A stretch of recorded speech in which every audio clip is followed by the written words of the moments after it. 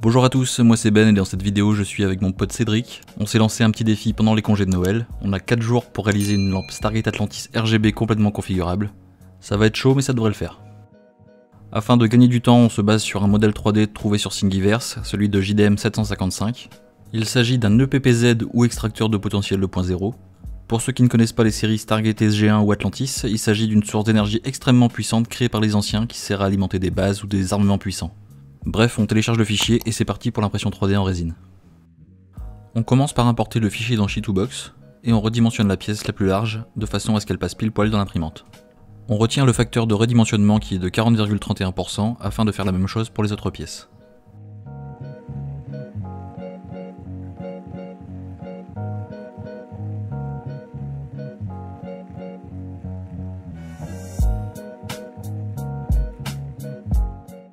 Pour la première impression, on choisit les deux pièces les plus hautes, car sur une imprimante résine, peu importe le nombre de pièces à imprimer, ce qui définit le temps de l'impression, c'est la hauteur des éléments.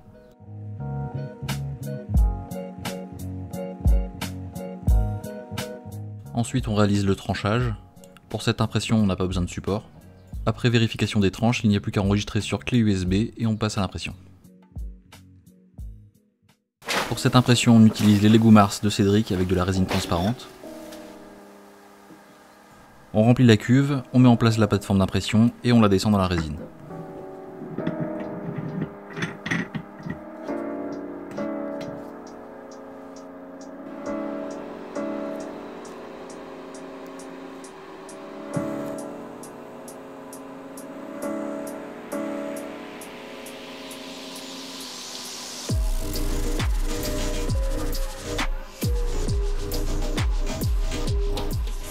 Ensuite, c'est vraiment super simple, il suffit de brancher la clé USB, de sélectionner le fichier et il n'y a plus qu'à lancer l'impression qui durera environ 18 heures.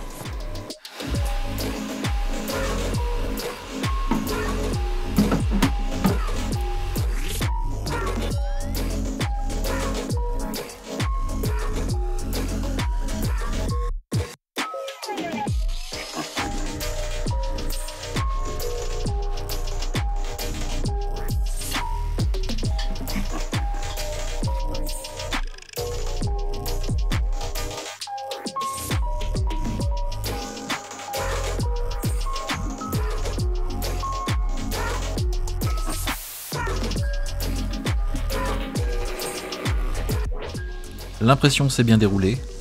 On enlève le surplus de résine de la plateforme histoire de ne pas gaspiller et on détache les deux pièces.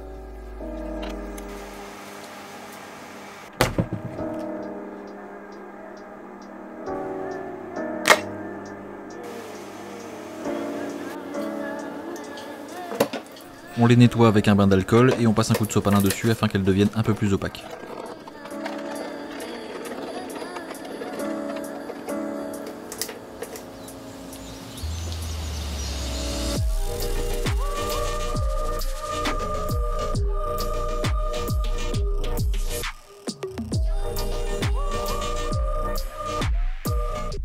Pour terminer, on les met quelques minutes sous UV pour qu'elles sèchent complètement.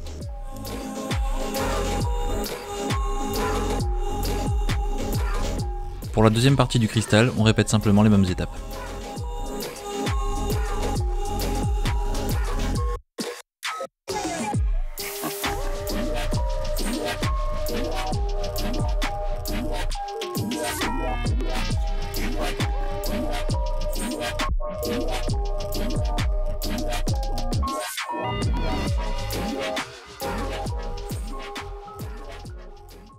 La partie impression 3D étant maintenant terminée, on s'attaque au support qui contiendra toute l'électronique et qui sera aussi éclairé par des LED RGB.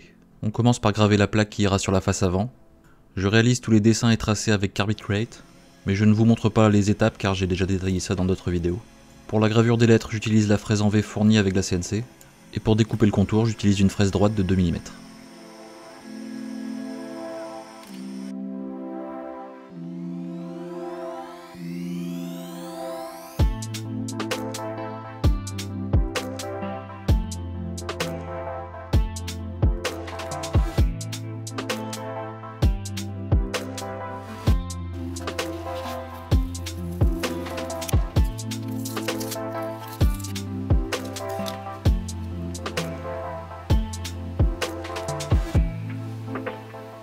L'ensemble des pièces du support est découpé dans du médium de 15 mm. Je découpe toutes les pièces à l'aide d'une fraise droite de 3 mm.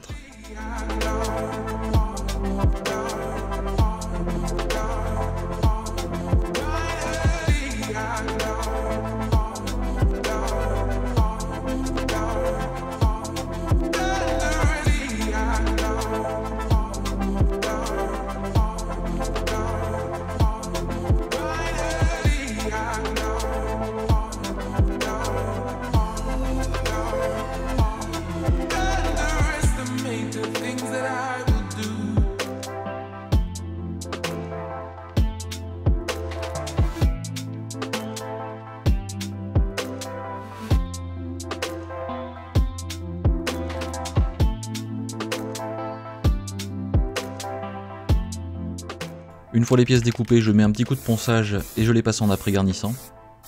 Ça va permettre de gommer tous les petits défauts dus à la coupe. On peut voir que sur ce premier étage, j'ai eu un petit souci de décalage. C'est dû à un roulement qui s'est échappé de son emplacement.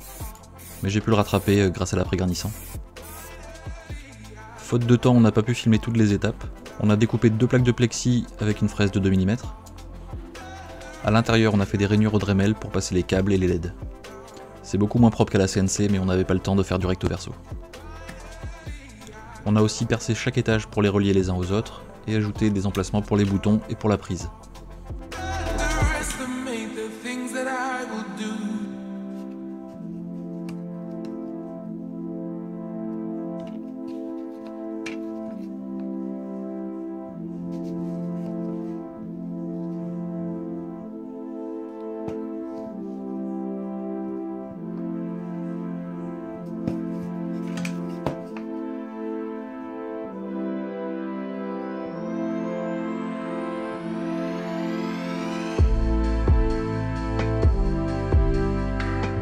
Ensuite on attaque la peinture. On a d'abord fait un essai en gris, mais comme ça ne nous plaisait pas, on est passé sur du noir et c'est franchement beaucoup mieux.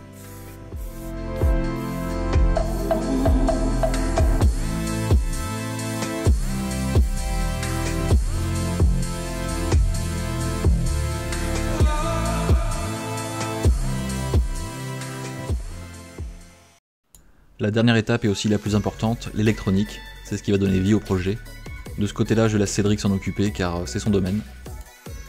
Il commence par réaliser un ensemble de 4 LED qui ira dans le cristal. Les jours précédents, il avait commencé à réaliser le circuit sur une plaque de test, donc on peut essayer directement voir si ça marche.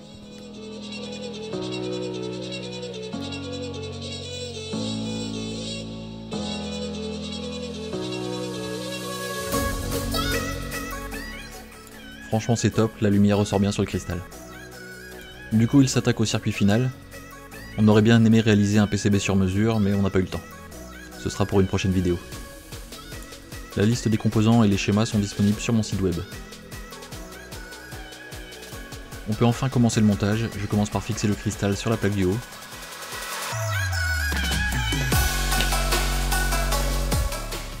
Cédric installe la première bande LED qui éclairera le plexi avec le logo Stargate Atlantis.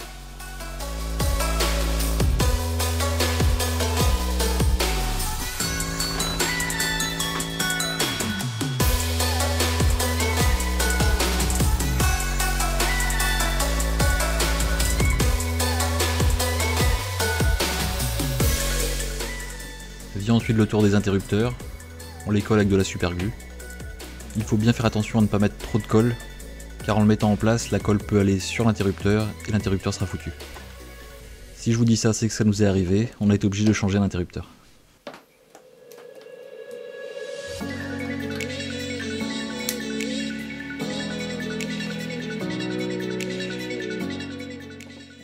On assemble ensuite les différents étages avec des vis à bois.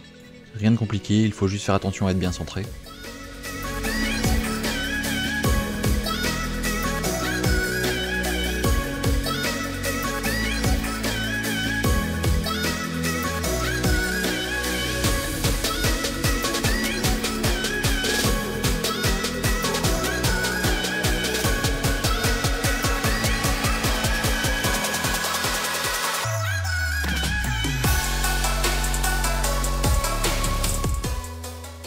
C'est enfin la dernière étape du montage. On installe les 3 boutons, on met en place la prise et on connecte toutes les LED.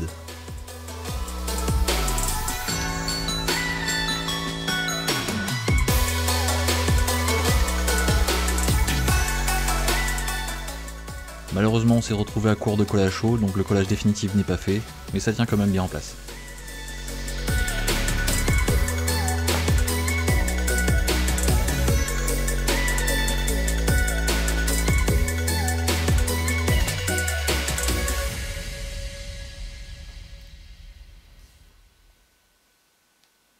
Au niveau des boutons, celui de droite sert à la sélection de la bande LED, celui du milieu sert à changer la couleur, et celui de gauche permet de régler l'intensité lumineuse.